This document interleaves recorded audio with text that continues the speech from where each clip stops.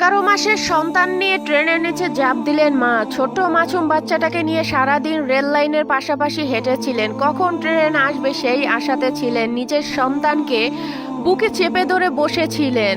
স্বামীর সাথে কি এমন ঘটলো যেটা স্ত্রী সহ্য করতে না পেরে মাসুম বাচ্চাটাকে নিয়ে ট্রেনের নিচে ঝাঁপ দিল? কি দৌড় ছিল এই মাসুম বাচ্চাটার? যে কাজ করেছি, আমরাও তো মা, আমাদেরও সন্তান আছে। তা কোনো মা কোন নিজের সন্তান আর পরের সন্তান একই। নিজে কাজ করেছে, এ কাজ করা আদৌ ঠিক হয়নি, মহিলাদের কলঙ্ক।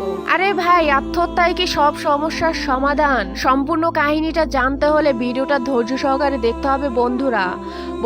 ঘটনাটা ঘটে গাজীপুরের শ্রীপুরের সাতখামাইর এলাকায়। ঘটনার সূত্রে জানা যায় সোমবার 9 নভেম্বর সকাল 10:30টার দিকে এই ঘটনা ঘটে। নাসরিন আক্তার স্বামীর সঙ্গে শ্রীপুরে একটা বাড়ি ভাড়া নিয়ে সেখানে বসবাস করতেন। সকাল থেকেই নাসরিন আক্তার তার শিশু সহ সাতখামাই আমতলা এলাকায় রেল লাইনের পাশে বসেছিলেন। কিছুক্ষণ বসে থাকার পরে আবার কিছু সময় হাঁটে নাসরিন আক্তার। তার যেন কোনো কিছুতেই মন বসতেছে না। সে শুধু অপেক্ষা করতেছে কখন ট্রেন আসবে আর আল্লাহর কাছে সে চলে যাবে। অপেক্ষা করতে থাকে এমন করেই, কিন্তু সে হাঁটতে থাকে, আবার মোবাইলে কথা বলতে থাকে, আবার বুকের সন্তানকে শক্ত করে বুকের ভিতরে চেপে ধরে মাঝে মাঝে আদর করতেছে, আবার চোখের পানি মুছতেছে। এভাবেই চলে যায় নাসরিনের সময়।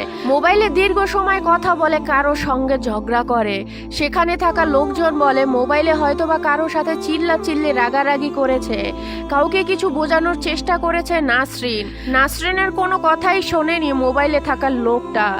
নাসরিন জোরে জোরে চিৎকার করে কথা বলতেছিল মোবাইলে। সকাল 10:30টার দিকে ময়মনসিংহগামী মাহুয়া এক্সপ্রেস ট্রেন সাতখামাই স্টেশনে আসার আগেই তিনি শিশু সহ ট্রেনের নিচে ঝাঁপ দেয়। এতে ঘটনাস্থলেই মারা যায় নাসরিন। আহত শিশুকে উদ্ধার করে ময়মনসিংহ মেডিকেল কলেজ হাসপাতালে পাঠানো হয়। সেখানে মারা যায় মাসুম বাচ্চাটি। পুলিশের ধারণা পারিবারিক কলহের কারণে আত্মহত্যা করেছে। প্রতিনিয়ত মানুষের জীবন কেড়ে নিচ্ছে। একটা মানুষের জীবনের কি কোনো মূল্য নাই? প্রত্যেকটা মানুষের লাইফে ভাই দুঃখ কষ্ট থাকে। সেই দুঃখ কষ্ট নিয়েই তো মানুষের জীবন তৈরি করেছে আল্লাহ তাআলা। জীবনের সাথে যুদ্ধ করে লড়াই করেই তো মানুষ বেঁচে থাকে, তারপরে না তারা সুখের মুখ দেখে।